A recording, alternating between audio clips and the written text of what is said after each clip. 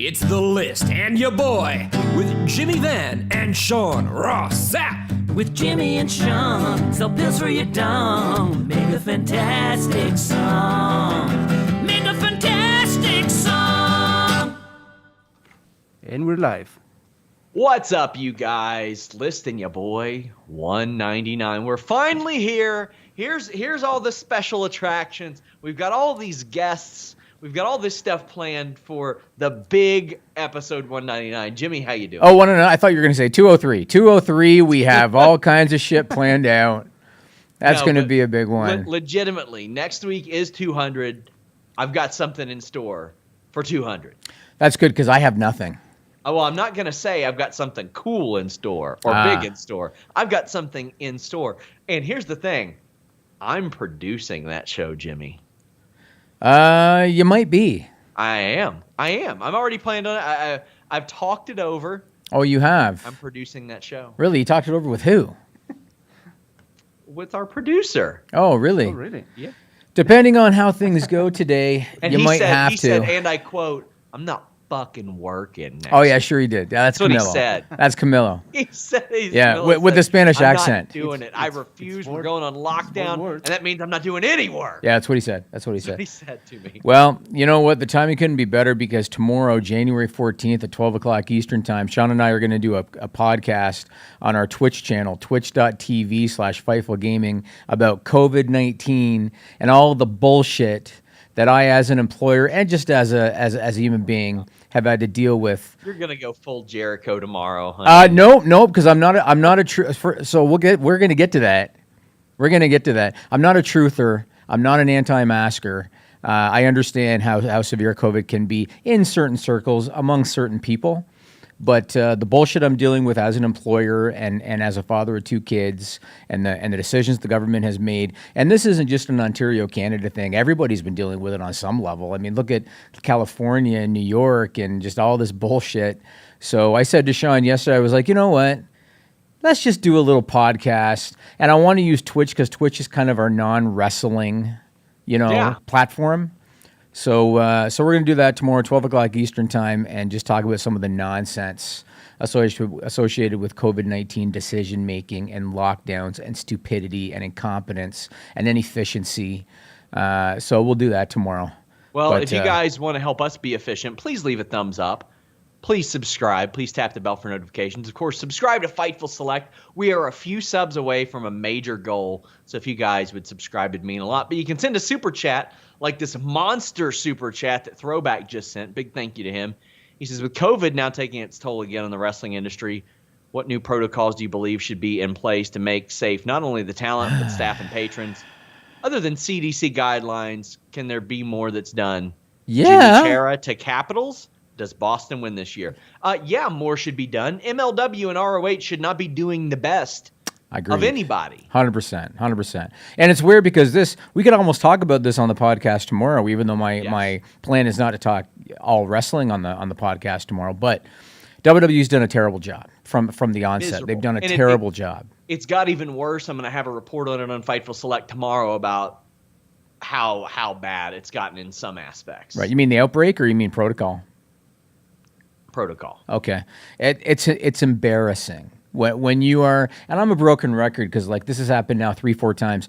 When you are a company with a market cap of $4 billion, getting $500 million a year from one contract, well, I guess essentially two contracts, it's embarrassing.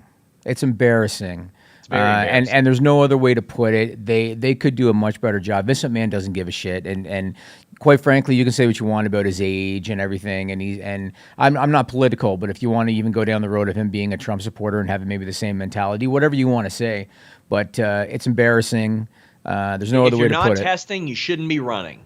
Straight up. Yes. If you can't test, don't run, and don't have people train. Jimmy Chara to the Capitals, and does Boston win this year? No. Chara to the Capitals, you know what? Good for him. I have a lot of respect for Zdeno Chara. He should have retired a Bruin. It's a business, but at the same time, sometimes I think he would have taken the league minimum. At this point, sometimes you just kind of do what you got to do for your guys. So it's unfortunate that he had to move on. A lot of people don't even have the Bruins making the playoffs this year. Wow. And so are they winning the cup? No. The Bruins are not going to win the cup. Jeremy Lambert, man, I almost hate to say this. I think the Avalanche are looking good. Ooh. They are a stacked team. Joe Sakic is a hell of a GM, although he was inherited a good team. That's how Avalanches start, right? They're big stacked, and they just kind of slide on down. There you go. Throwback says, I have 3 close friends, and one is 7 months pregnant and has COVID. Not happy about this. She is she should be taken. I'm trying to make sense of that. She's freaking out how it'll affect her pregnancy. I mean, yeah, we'll go into depth more on the basic non-wrestling COVID stuff on tomorrow's listing your boy 199.5. Yeah, and you know, the one thing I haven't really heard about COVID is pregnancies, like how it could affect pregnancies. I have heard about the vaccine was not tested on pregnant women. I don't know if that's true. I don't. It is true. Is it true? Yes, the Pfizer vaccine was not tested on pregnant women. I can't speak for the Moderna one, or what's the other one now? I forget the name of the other company, but the Pfizer one was not tested on pregnant women, and so they suggested that they don't take it. Otherwise, I don't really know about COVID and pregnant women, quite honestly. But let's get into the wrestling stuff. Hold on. Well, let's get these super chats. Okay, real quick. sure. Ernie says, I've been looking forward to episode 199 for months. I can't believe it's finally here. Happy Wednesday, fellas. And Anakin says, will Jimmy bring back stupid people for 200? You want me to? I think that'd be a good thing to Good time to do celebrate it? 200. I could do it. I mean, hell, January 14th at 12 o'clock Eastern, we're going to do a podcast about stupid people. Yeah. So it'll be a full hour. Twitch.tv/Fightful Gaming. Make sure you guys go support that as well. That is a very Jeremy Lambert-led project, and Joe Pearl's doing a lot of stuff over there as well. So, yeah, let's talk some wrestling. Yeah, well, we know about Drew McIntyre now. WWE went public. They had to. I had a few people hit me up and they said, hey, is this a changing of the WWE mentality that they publicly announced that somebody had it? And I said, no, they did it because they had to. He's the champion. Yes. You got 2 weeks before the Royal Rumble. Your champion cannot be there in the venue to promote the Royal Rumble. They had to say something. And if it had been somebody lower on the totem pole, if it had been Drew Gulak, they wouldn't have said shit. And that's just how it is, but they kind of had to. Break down everything you know about this latest WWE outbreak. Again, it's like the 3rd or 4th. Let me know all of the It's not just latest. WWE, it's all across wrestling. And there were a lot of New Year's parties, and there were a lot of people not happy about those New Year's parties. Stay the fuck home, guys. It's ridiculous. It's so stupid. Why are people so stupid? Yeah, and there were a lot of wrestlers that were very upset about this. Yeah. And, I mean, there are a lot of people in WWE.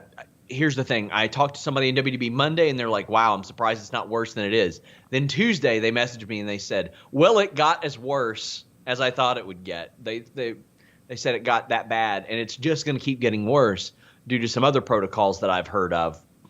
Some people in high places ended up with COVID. I don't know how, where, whatever. I had heard that he was fine before the weekend, and then all of a sudden, bam, there you go.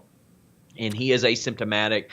Based on his own words. I'm glad that they got him on the show. I'm glad that they did a video based on that.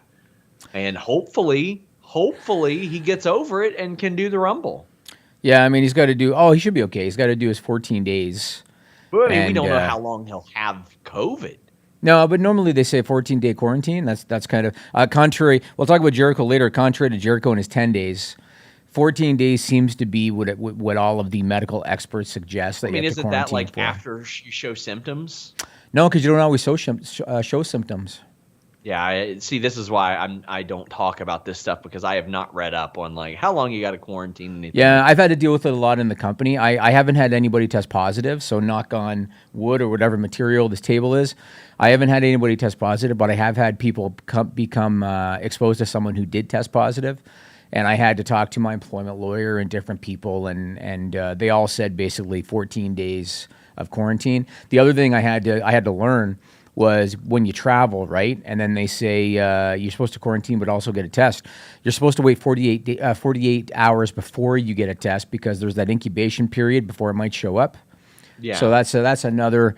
All of this crap we can get into tomorrow if you want, but I want to ask you about on Raw this week. A lot of talent worked 2 matches, a lot.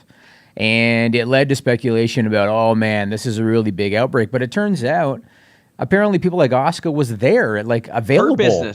Her business were there. They were available. Ricochet and Humberto were there. Yeah. So how do you explain this? Why? Explain. Why? Laziness. That's all it is. Laziness. That's They're what like, it hey, is. Asuka's not going to be at ringside with Charlotte when they're the tag team Laziness. champions. That's it. That's the only way you can explain it. Laziness. Tim Traver says, my dad's job had 4 to 5 people test positive and didn't get shut down yet. Anakin says, I had COVID. It's 10 days from the time you took the test. You can still have it, but you aren't contagious. That's confusing to me. So There's misinformation everywhere. All I can say is No. When he says that, does he mean from the last negative test? I think he means first from the negative time. test? Sounds like he's saying from the time you test positive. Because I mean that doesn't make sense. If you can test positive, then 10 days later just go out there. And again, I'm not the hippest guy to this. It'll be a lot of me doing this tomorrow. Yeah, I'm not a doctor, so I just go by certain experts that I've talked to that I have to deal with for my own company. They just said 14-day quarantine. So that's what I've kind of adhered to. But again, I have not had anybody test positive in the company. Yeah. I see a lot of people that are saying like, oh, well, why didn't AEW or anybody say who tested positive? Because they don't owe you that. Nobody owes you their personal medical information. They can decide if they want to. Evan Wright says that my Asuka title match stat is staggering. The last women's title match she had over 3 minutes was September, Jimmy. Yeah, it's amazing. And she's so good too. Yeah. You know? It'd be one thing if it was Nia Jax with the championship. You know what I'm saying? Asuka's good, man. She's entertaining. She can go. It's unfortunate. What about the other wrestling companies? So in a minute, I'll talk about, say, Nick Jackson, Thunder Rosa, Chris Jericho. What about this current outbreak? Thunder Rosa, from what I understand, didn't actually test positive, but she was exposed to somebody that did. Is that correct? I assume so. Again, I don't know. I don't know personal medical information. Yeah, okay. Unless they've said publicly that they have COVID or didn't have COVID, I ain't saying shit. Like I'm not getting in that territory. Yeah, that's fine. So what are you hearing about the other wrestling companies in terms of this latest outbreak? Because we know they're all friends and they all hang together. I mean, you see Adam Cole backstage at AEW shows all the time. That's the thing. Hannah's saying, do you think companies like AEW and WWE should find talent for attending gatherings? Well, there is some heat on people in WWE for attending the gatherings. I mean, AEW's, their whole roster was there, and they were there with people that were in Impact and WWE. So none of it surprises me. I mean, there were expectations, and I'm just talking in general terms, not just pro wrestling. There were expectations that there was going to be a spike right around this time now, mid-January, because of the holidays. So everybody expected. It's kind of ironic because the last couple of days, numbers here are actually down compared to previous days. But that was the expectation. I had asked Sean off the air, do you know if Drew McIntyre attended a party? And he said he doesn't know. So all we can really say is if, and it's an if because we don't know, if Drew McIntyre attended a New Year's party when he's the WWE champion going into the company's hottest period of the year, then he's an idiot. But why are we? Let's not even throw the hypothetical out there. No, I'm saying it because he tested positive for COVID now, with 2 weeks before the Rumble. I don't think there's a need to throw a hypothetical without knowing it. Hey, this guy is an idiot if he did this. Yeah. I mean, I'll say it. I got no problem saying it just because he's the champion. I do. I've got an issue saying that as a completely hypothetical because you could say a lot of things about a lot of people hypothetically if they did it. Like. That doesn't mean we need to even throw that out there, because I don't know. And I don't want people that are not that good at their job saying, oh, Sean and Jimmy said this, and they're calling him an idiot. All right. I guess I could hold up signs saying we don't know with big white signs with the letters on them. I don't even want to hypothetically call somebody an idiot in that regard because, you could – if he went and took a shit in the middle of traffic, he'd be an idiot too, but he ain't doing that. Okay, well, I am going to call Chris Jericho an idiot in a minute. I am going to do that. But actually, let's go to that now. So we don't know if Drew McIntyre attended a New Year's party. What we do know is that in mid-August, Chris Jericho's band Fozzy played a concert during the Sturgis Bike Rally, a rally that reportedly led to 260,000 new COVID-19 cases. When the news first broke about Sturgis being a super spreader, Jericho was asked about it on Twitter. Here was his response. Put it Media One, Camillo. He was asked about it, and he said, 7 cases out of 450,000 people. So he basically was just reading whatever bullshit he was reading that was completely inaccurate and untrue. Yeah. As we know, the real number was 260,000. Surprise, surprise, Sean Ross Sapp. On Chris Jericho's podcast, Talk is Jericho, he revealed that he tested positive for COVID-19. He said he didn't exactly remember when it happened. He said, quote, maybe September.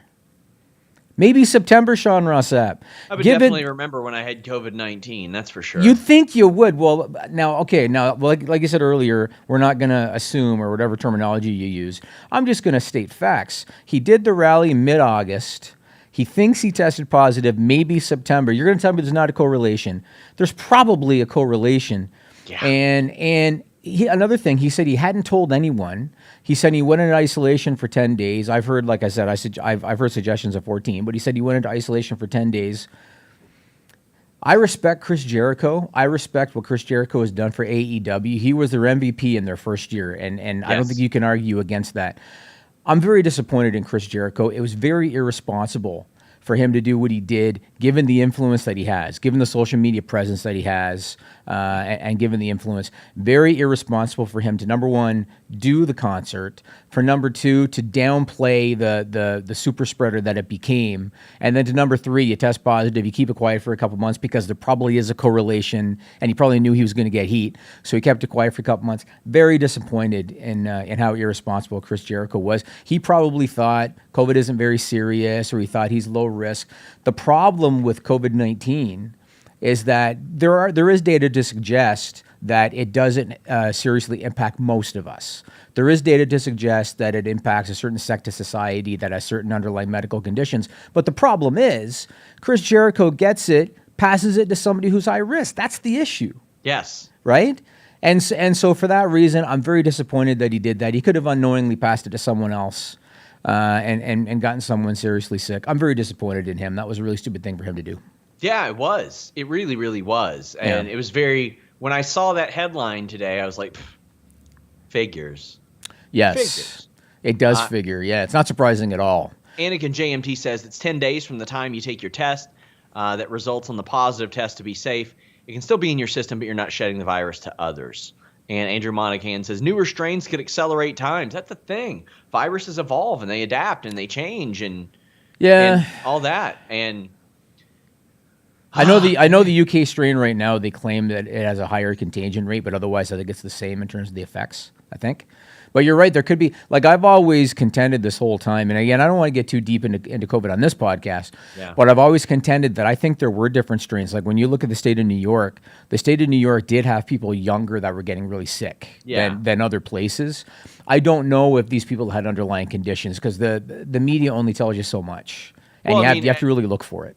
As controversial as I'll get on this subject is, if it existed in China in November, I think it existed here well before they it's possible. thought that it did, because I got sick earlier this year, and that night I thought I was dead. I thought I was a goner. And this is before the big COVID explosion. I thought I was fucking dying. I almost went to the emergency room over it, but been sitting in the house ever since, besides trips to get groceries and pick up toys here and there. DJ Cass says, the only thing I'll say is do not see your family, do not see your friends. Just know you're responsible whatever happens when you go out. That's the thing. Like, I've not been able to see my grandmother, who I've spoken to you about. I've not been able to see her in months and months and months. Her getting her first vaccine injection was like one of the highlights of my last year. And that's wild, Jimmy, that somebody having a doctor's appointment is the highlight of the last year. What one did you get? Did you get the Pfizer one? I'm not sure. Okay. I'll ask her. Again, I don't want to get too deep, but I happened to talk to a friend who's a doctor this morning. They said get the AstraZeneca one. That's what they told me. Well, Jimmy, if you do want to get deep and you don't want a doctor's appointment, you want an injection of another kind, you're looking to inject someone with a different kind of vitamin. Good Lord. Last week we're dividing. This week we're injecting. Yeah, with a different kind of vitamin D, some vitamin ding-dong.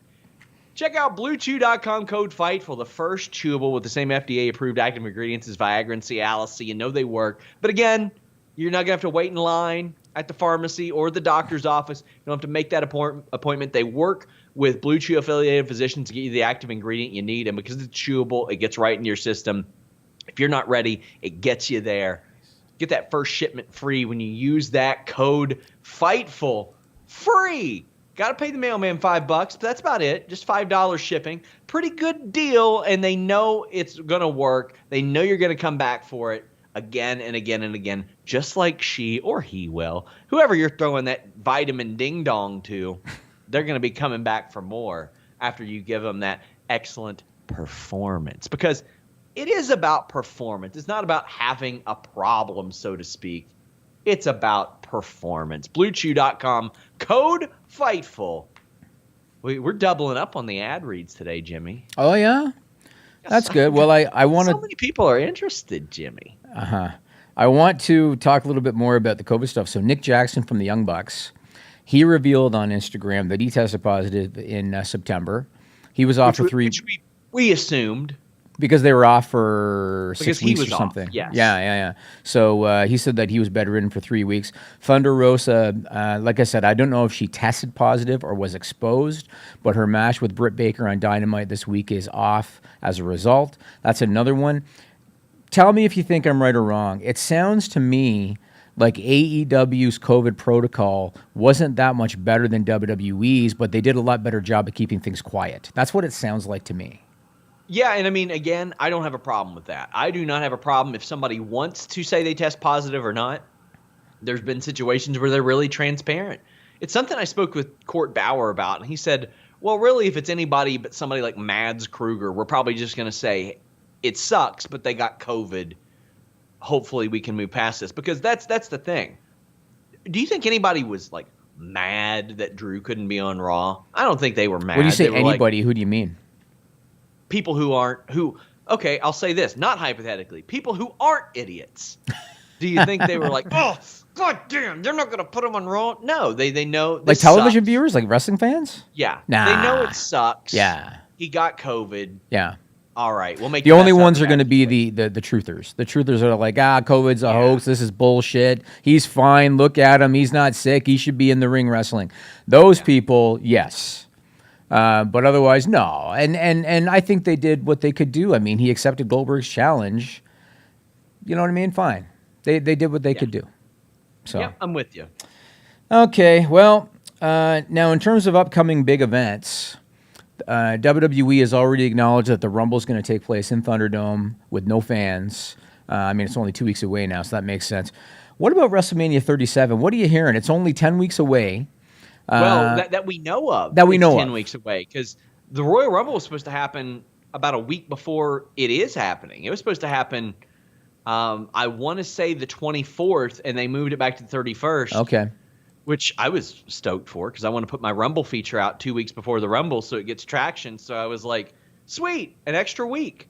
But they could very well move it back a week or so if they want. I mean, what's it meant? Well, maybe they could. It depends if they want live fans or not, because they got to give them a heads up. And I need to look at the Tampa Bay Rays schedule too.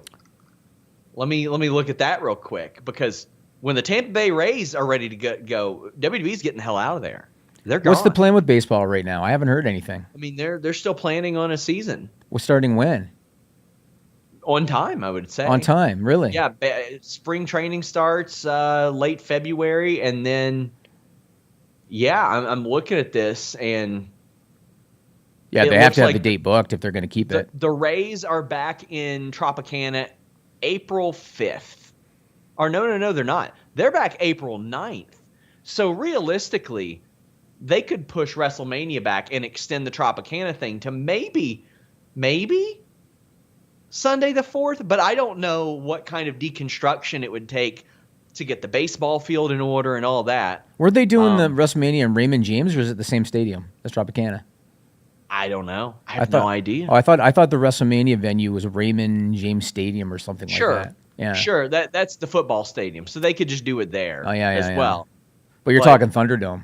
Yeah, and maybe by April things are warm enough to where they do that, but still, you don't want an outdoor. There's so many moving parts. Yeah, it's a mess. I feel like it's a logistical nightmare, and I'm just sitting there thinking, you've got a performance center. Like, yeah, you're spending all this money for what? Because Vince believed he needed a different aesthetic to get the ratings up. That's why. I mean, I think so. I'm just sitting here thinking about all the money that they're spending to lease out Amway. Oh yeah, Q4 is going to take a hit this year, and they've already said it. And it's like, don't you think they could have? And again, I'm not an expert. I'm asking you legitimately. Don't you think that would have been better served to reinvest in their own performance center and expand it even? Like, I mean, they built on. Well, I mean, I don't know about that because I don't know the property. I don't know could they get permits for that. I don't know any of that. What I do know is that they did with what they had. They turned it into the Capitol Wrestling Center for NXT, and it was better than what it had been. You know what I mean? It all came down to Vince believing in his mind that they had to get a different aesthetic. They had to, build this new thing in order to get the number back up. And from the very beginning, I called it lipstick on a pig because that's what it was. And now they're still doing, 1.8 million viewers. They did over 2 for Legends Night, but on average, 1.7, 1.8, got as low as 1.5 in the Tropicana era. So Aaron Entertainment says, where would they go after Tropicana? I don't know where they would go after Tropicana, but as they say, there's always money in the banana stand, Jimmy. They've always got the CWC. If all else fails, they have the Performance Center. And that's a very good thing. The investment in the Performance Center paid off last year alone. Whatever they did with the and the UFC Apex. Look at the UFC Apex. Those proved to be genius investments for the UFC and WWE. They were lifesavers. And the fact that AEW had the benefit of Daly's place. Yeah, AEW was very lucky. AEW was lucky. Yeah, they were that was not an investment situation. No. They couldn't have foreseen that. No. But this, that was a lucky situation, but still one that they were lucky to have. Especially considering that they're like home territories. Jobber says tomorrow's distraction is the 1-year anniversary show. Yeah, I told Jeremy we were counter programming it. With, oh, really? What time is this podcast at? It's later, but I said we were going to do Jimmy Van and Sean Ross Sapp's episode 199.5 New Year's Smash special. We were counter programming it. Mm-hmm. And Rob Wilkins says, JV, your interview with the Pena family on grappling with grief was so good. And then he says, so far, best feud of the year is Jeremy and I. I despise the Avs. Go wild. I thought he was about to say the Pena family had the feud of the year so far. Like, Jimmy, you're supposed to be helping people here, not tearing them down from within. Those kids have a hell of a story. I don't know if you've seen that story. Haven't yet. So if you go to Grap Grief, I use the smaller domain to make it easier for people. If you go to grapgrief.com, I did a story on these 3 kids out of Houston, Texas. They're all big pro wrestling fans. There you go. They're all big pro wrestling fans. And these kids, they lost their mom when they're all in their teens. The oldest was in his 20s. Then get this, Sean. They're living in the house. Their parents have split, so they're living by themselves. They get a knock on their door. They're informed that their dad sold their house. They got booted out of their house. Their dad took off to Mexico with the money. They ended up on the street. Then what do you call it? I guess just a generous person cut them a check for like $4,000. They were able to put down some money on a new place. They started their own food prep business, and now they're entrepreneurs with their own business. Yeah, and on top of that, they lost over 100 pounds each. That's incredible. It's a good story, man. Awesome. I said to them, I can't imagine you get a knock on the door and they're basically like, tough shit, out. Yeah. It's basically what happened. Yeah, that sucks. Yeah, it does suck. But they made the best of it, and they're 3 very positive. I call them kids because they're still pretty much kids. Yeah. But that's the situation. Ray sends a super chat and says, I'm just glad they didn't have Goldberg act like Drew was scared of him in some stupid promo. Honesty is the best policy. I agree. Like when the stuff happened with Lance Archer and he got COVID, they adjusted. Mm-hmm. And then they moved to what ended up being a great program with Eddie Kingston. Just tell us the truth. That's okay. Transparency in this situation is okay. I know there are sometimes they'll want to creatively write someone off, and I'm cool with that too. But don't treat us like we're stupid. Like, it's okay if you want to make sense of it within the context of the show. I think Goldberg would have turned himself heel. He's already kind of a semi-heel anyway. Yeah. But he would have turned himself heel because people aren't that stupid. Evan Wright said, thoughts on T-Bar starting a fight last night? I thought he worked himself into a shoot. Was that the Guevara thing?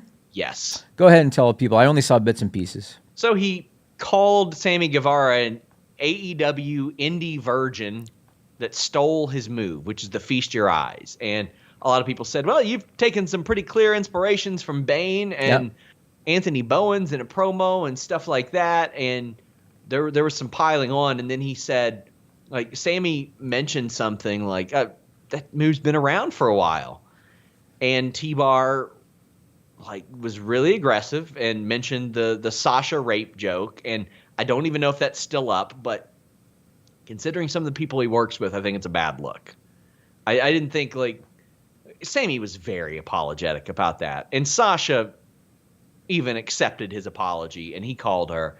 I thought that was a bad look. I thought they were just working, Jimmy. I thought they were just... I was going to ask you if T-Bar was just looking for attention, just trolling. I mean,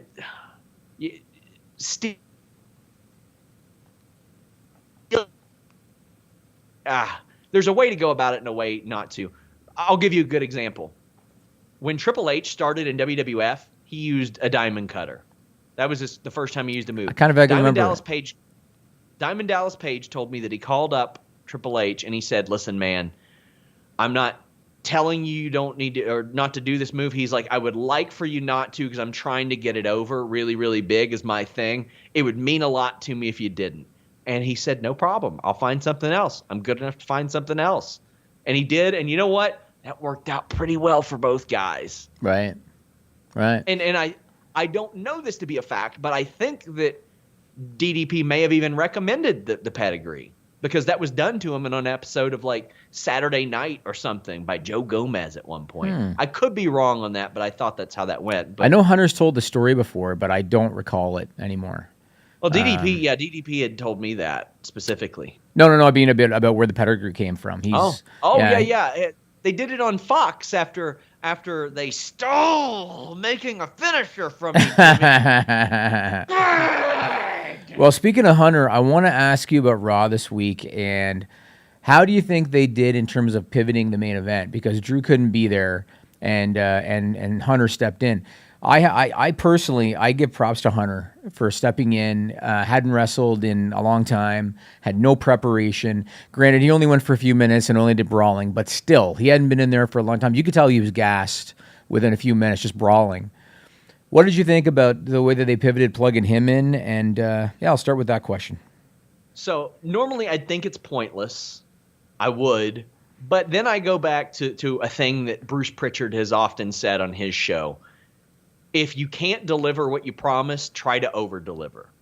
And putting Triple H in that role is sort of like that. It's like he's a bigger name than Drew McIntyre within the history of WWE. So I get it. Now, ultimately, will it mean anything? No. I said on Raw, I want to hear an interview. Where do these people go when they disappear? Yes. And I got to be honest with you. I was surprised, borderline disappointed that Triple H participated in that crap. Yeah. Because I understand he's the company guy. He's going to do what Vince wants, and I get all of that.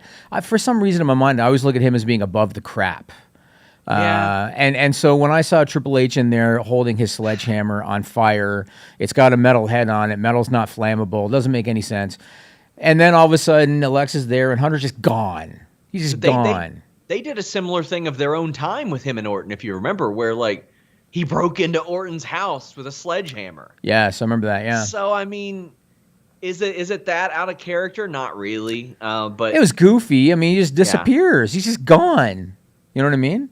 To me, when you do the mind games thing, I thought there was no better than Goldust because you didn't have stuff that was just completely out of the realm of possibility. What you had was Goldust playing off of the fears and insecurities of his opponents to play mind games.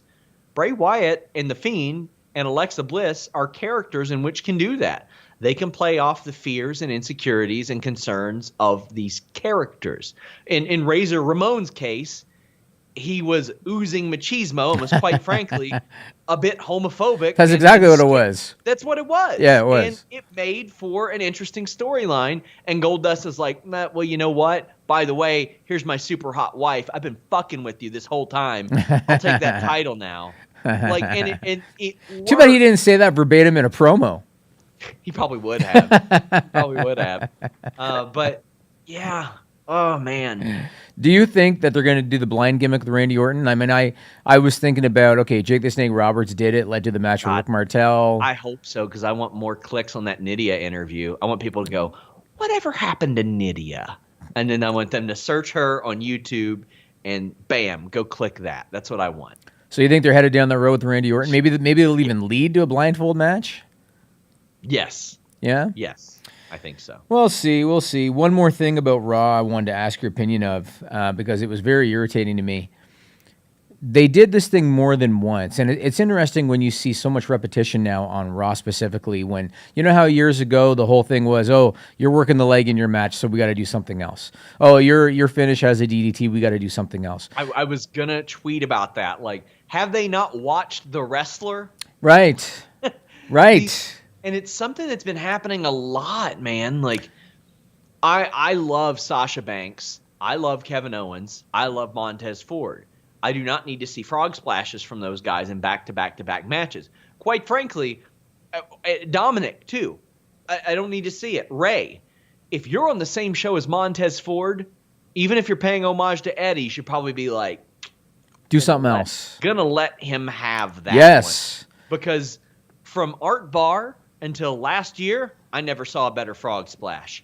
That's Montez Ford's move. It is, and he does it. You're right. People have done it. It's his now. I completely agree, and having so many others do it, it diminishes it. I completely agree with you on that. What were your thoughts on the whole, this guy loses a match, then he challenges that guy, then that guy loses. So a loser beats a loser. Nobody benefits. Nobody gets over. It's all bullshit. What were your thoughts? They did it with Elias and Jeff Hardy. They did it with Matt Riddle and MVP. What were your thoughts on that? I could just imagine somebody saying, they won't complain about 50-50 booking when they get 33-33-33 booking. Jeff Hardy got beat by Jackson Ryker. Jackson Ryker had to cheat, had to distract a 25-year TV vet, Jeff Hardy, to beat him. Then Elias just loses to the guy who just lost. Who looked good there? Yeah. Keith Lee looked good in his. That's it. Yep. Keith Lee looked real good because he and Sheamus beat Miz and Morrison, and then Keith Lee beat Sheamus. So he looked very good. Yeah, it was different. Yeah, different scenario. This one was really, really stupid. But Bobby Lashley had to attack Matt Riddle before the bell. Matt Riddle last week had to cheat to beat Bobby Lashley. Then Matt Riddle's like, no, but I can beat you, MVP. And then neither one of them win the match because it's a DQ. Right. Who gets over? Nobody. And I got to say, I got a little smile on my face. What is it that I've said to you so many times about social media? I've told Sean over the years so many times before you post. Call more people names. Yeah, that's what I say. That's verbatim. Call more people. I always tell Sean, I've been saying it for years, before you post anything, you have to ask yourself, what's the benefit? And that's what I always say. I got a smile on my face when Hunter's in the ring with Randy Orton, and he said, I don't want to fight you because there's no benefit. And I had to chuckle a little bit and say, that's a smart guy. The same reason Jimmy refuses to fight me. Right. Because there's no benefit. But along the same lines, I look at, say, Jeff Hardy, Elias, Jackson Ryker. There's no benefit. Nobody benefited from that. It was a complete waste of television time. Ideally, it should be the pay window. They should be like, well, you know what? If I get this match and I win this one, then I get my winner's bonus. And I wish somebody would say that. They don't say it enough, no. They never. Like, here's the thing. Corey Graves will say, that's a Samoa Joe line right there. He shits on Byron, and he says, they get paid more. Are you going to wait for that next week now? Or for the next edition of the show? It happens all the time. Happens tonight. Evan Wright sends a super chat and says, Danny Limelight said tonight is the biggest night of his career. I love the interview you did with him, Sean. I think he's going to be a big breakout star. Well, all due respect to Danny Limelight, Sunday was the biggest day of his career.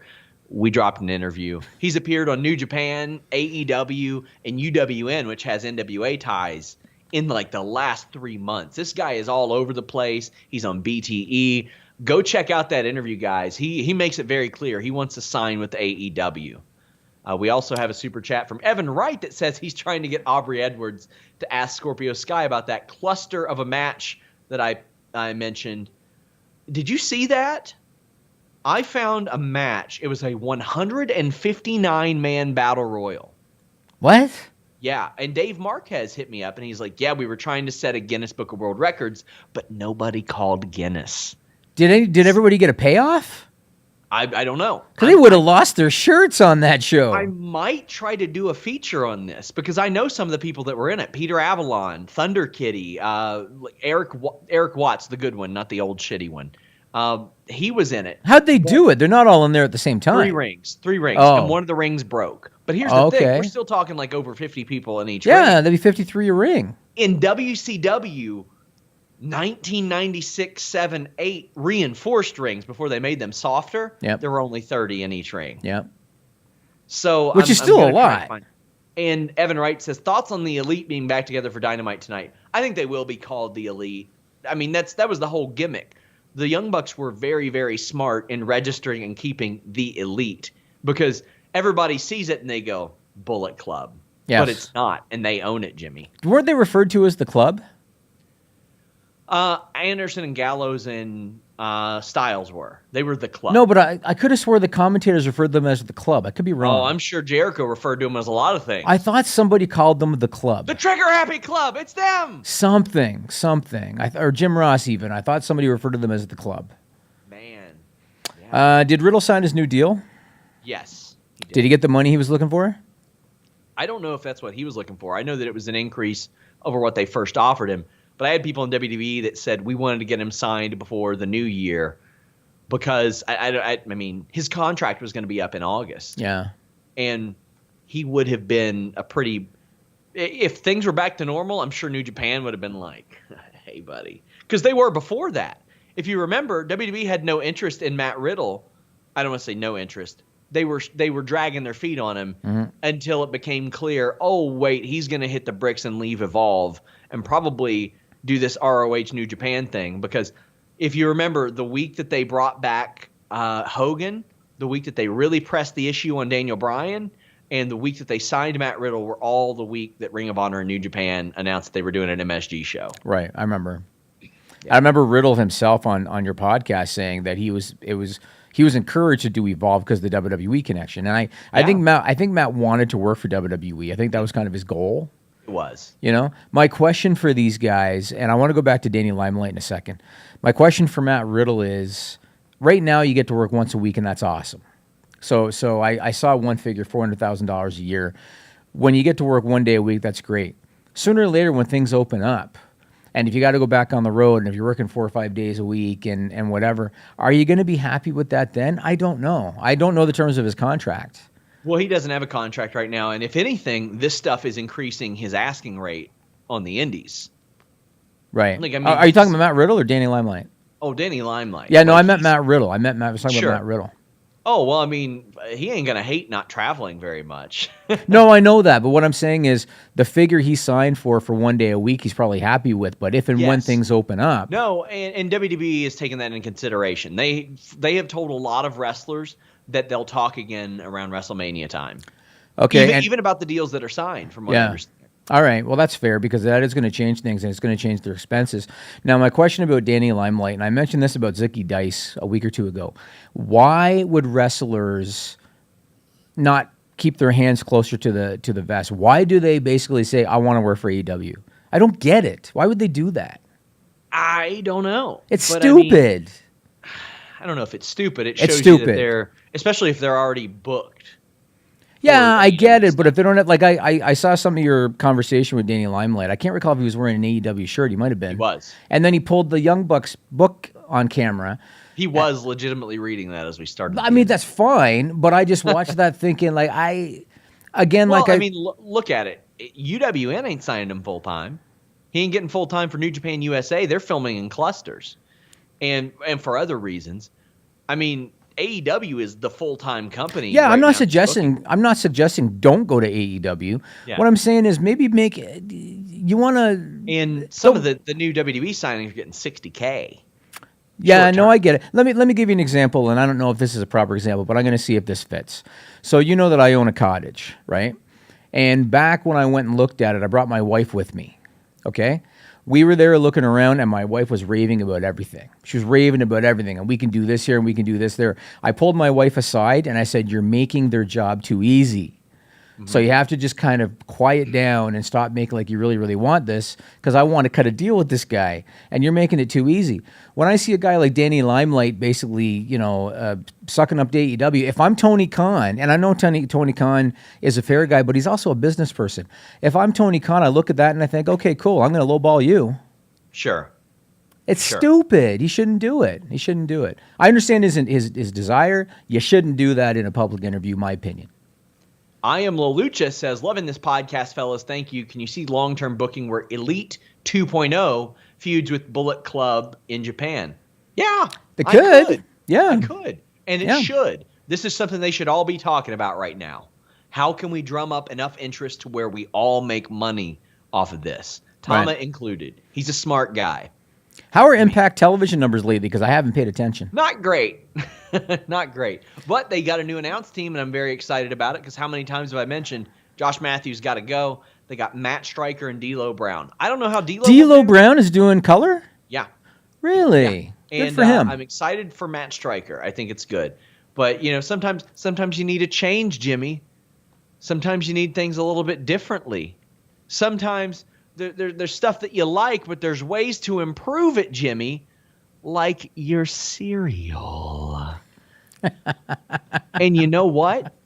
We have improved things with MagicSpoon.com/Fightful. You should do movie trailers.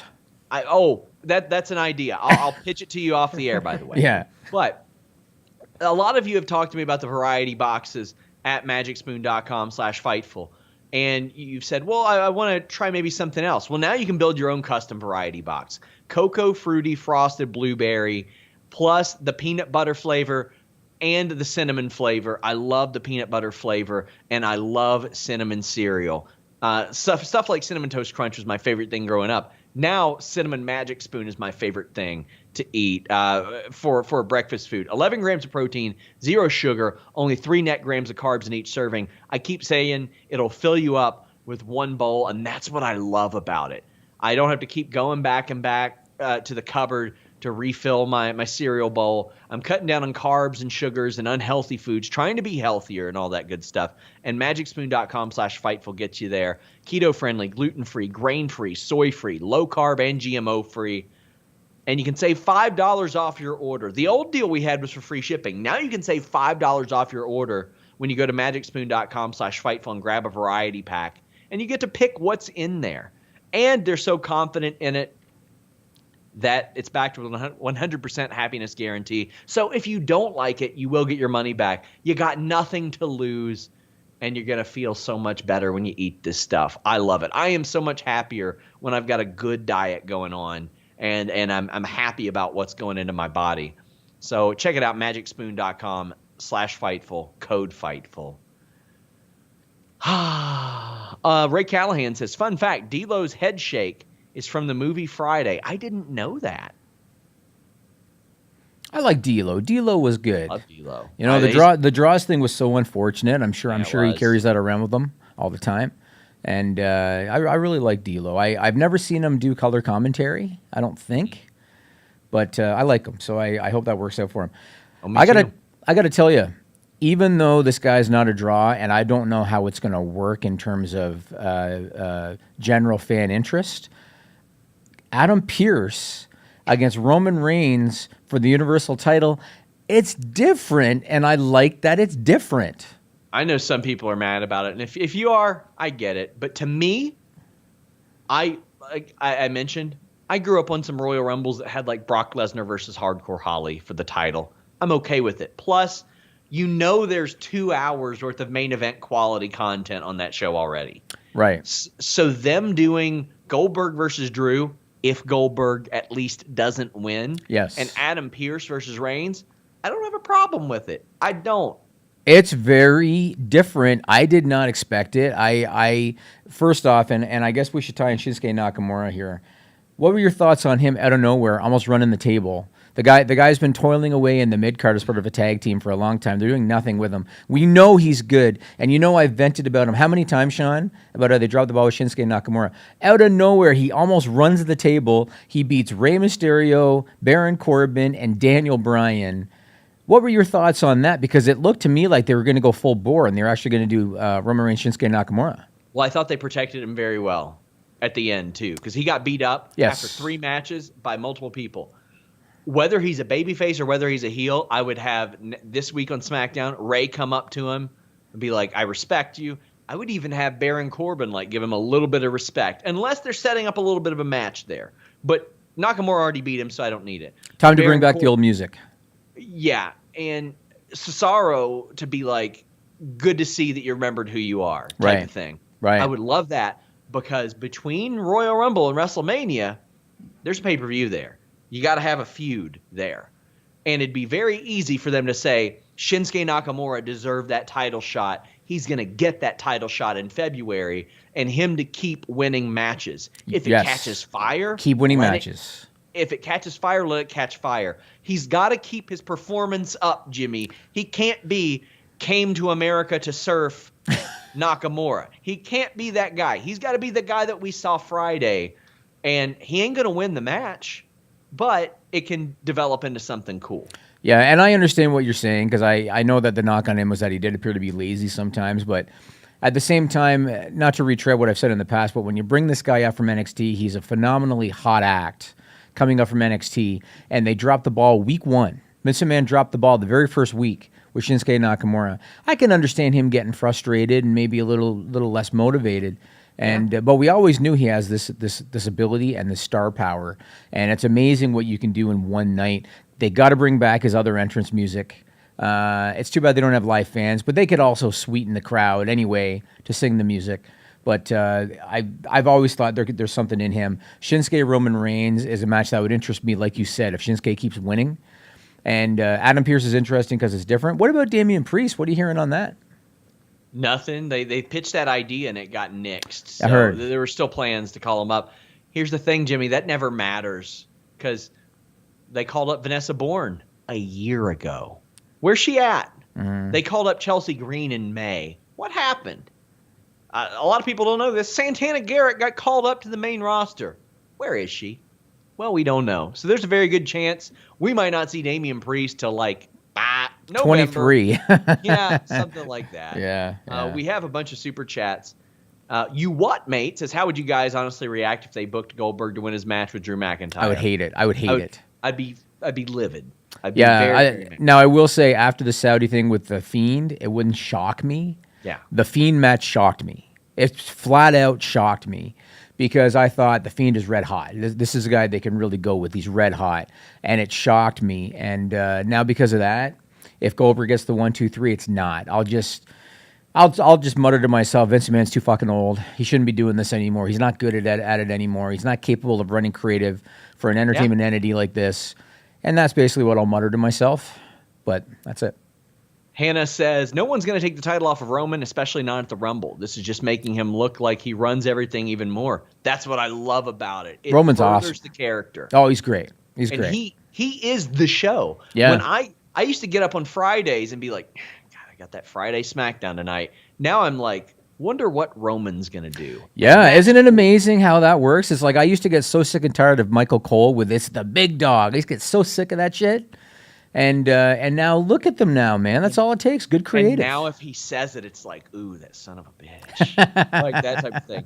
And remember what I told you from the start? I like they kept the music. Yeah, it worked. You know? You're right. It worked. Yeah. Anakin says, I'm only mad that Cole in commentary had the gall to say a 5-time NWA champion wasn't good enough to make it to WWE. I didn't like that, Jimmy. They didn't need that to hammer home a point. Adam Pearce was a good wrestler. Did I tell you? I don't know if I told you this. So I was on a show with him one time in, where the hell was it? I think it was Fargo, North Dakota, when I was working for the new AWA. And Adam Pearce was on the show, Scrap Iron Adam Pearce. I actually had a picture that I took that day. I think it was Adam Pearce sitting on the lap of a fake Doink the Clown.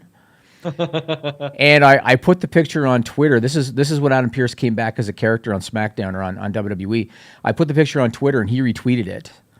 Because back then, if anybody doesn't know who Adam Pearce is, and if you look at some older pictures, you might be surprised. Adam Pearce used to look like a Hardy brother.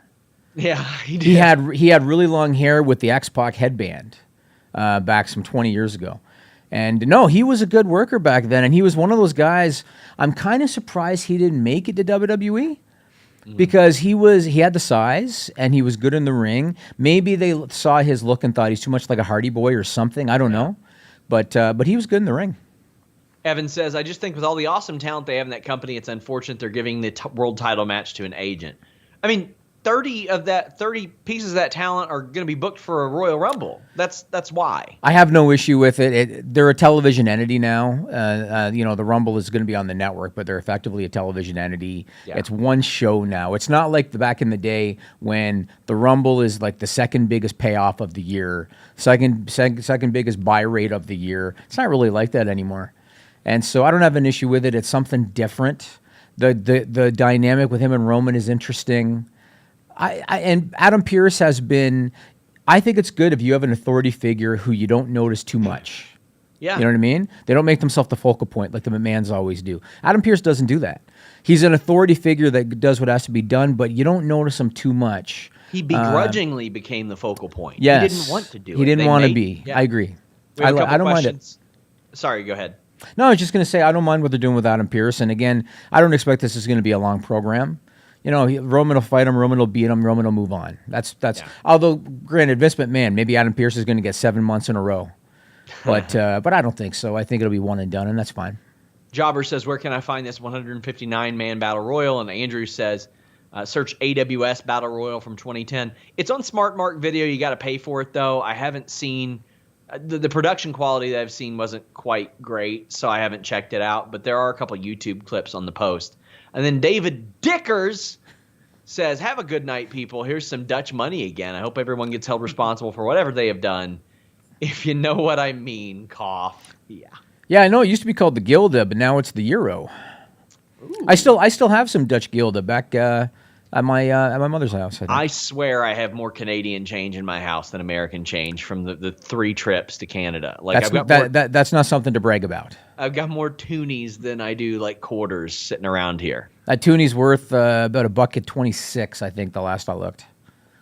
Is it? I thought it was like $1.75. Oh no. $2 Canadian? It's like a 20-25% drop, right? Yeah, okay, you're right. I was thinking the other way around. I was thinking $1 US is about 1.25, 1.26 Canadian. I was thinking the other way around. Yeah, I'm actually pretty hip to the conversion rates. I was hip when it was 1.33. Yeah, I mean 1.26 not as much because we have people that get paid in Canadian, and I've learned the conversion rate, the general stuff, like when we're setting budgets and stuff. So. Yeah, never really lost that somehow. What else you got? Anything? Well, I guess we'll talk about the NXT tournament because it's starting this week on NXT. So the 2021 Dusty Rhodes Tag Team Classic, put up Media 2, Camillo. They announced the brackets on the bump this week, and the one that's the most maybe interesting, you see on the top right there, MSK. That's a trademark WWE filed recently. The word on the street is that's going to be the Rascals. It's going to be Xavier and Wentz from Impact Wrestling. Word on the street from who? I don't know. It's on the internet somewhere. It's not really what we operate on. It would be good if it was. Yeah, this is why I'm not a wrestling journalist, because I can just talk about rumor and hearsay. And the rumor is that MSK could be the Rascals from Impact Wrestling. That's all I've heard. Yeah, that would make a lot of sense. I think that would be good. I like them. I think they're really great. I think they'll fit in really well with NXT. NXT's just got to change in general. Like, it's just got to color itself up a little bit. I know they want to be the underground, but shit, man, give me something different. We've been saying for weeks they can't compete with Dynamite. They just can't. Yeah. And part of it, I mean, the aesthetic, it sucks there's no fans. I mean, you think back to how things used to be when you had Sasha and Bayley in Brooklyn, and you had Shinsuke Nakamura in Brooklyn, and the whole crowd is singing his song. You think about how NXT was then, and you think about how NXT is now, and having no live fans impacts it a little bit, but it's just not the same in terms of creative, in terms of the talent. That's just kind of how it is. Dynamite right now, I just don't see how they can compete with AEW right now. Yeah, I agree. Yeah. I agree. It's really tough, and it's fallen into the Ring of Honor territory where it all just looks the same. Everything's black. Everything's like brighten it up a little bit, man. Yeah, and I was a little surprised by the ratings last week because I understand that the Capitol Hill thing took a bite out of the numbers. Oh, it dominated. Yeah, and I understand that, but I was surprised that it seemed to hit Dynamite much more so than it did NXT. The margin between the two is much closer this week. Sure. That surprised me a little bit. I don't know if that tells you about the demos. If anything, you think it would have hurt NXT more because NXT skews older. I mean, this was a big deal. I mean, I don't think that what happened last week knows any demographic bounds. Yeah, it's possible. You're right. It's possible. Well, guys, make sure you subscribe to FightfulSelect.com. I got all kinds of news going up there this week. How about this one? I broke a story today about new contracts offered to Retribution. You ain't getting that anywhere but Fightful. I got one up right now about how the Chris Bay New Japan deal came together because he works for Impact. So he told me how that came together, and I've got exclusive stories all the time. We are 5 subs away from a big goal, so please get us there. Get us there. And if you go there now, the list goes on. We're going to talk about WWE's India initiative. We're going to talk about Impact's Hard to Kill. We're going to talk about Matthew McConaughey. We're going to talk about the Jay White bullshit, and we might talk about Dalton Castle. So go to the list goes on, and we'll talk about that stuff. We're out. Subscribe to Fightful on YouTube for the latest exclusive podcasts, interviews, and news across boxing, MMA, and pro wrestling.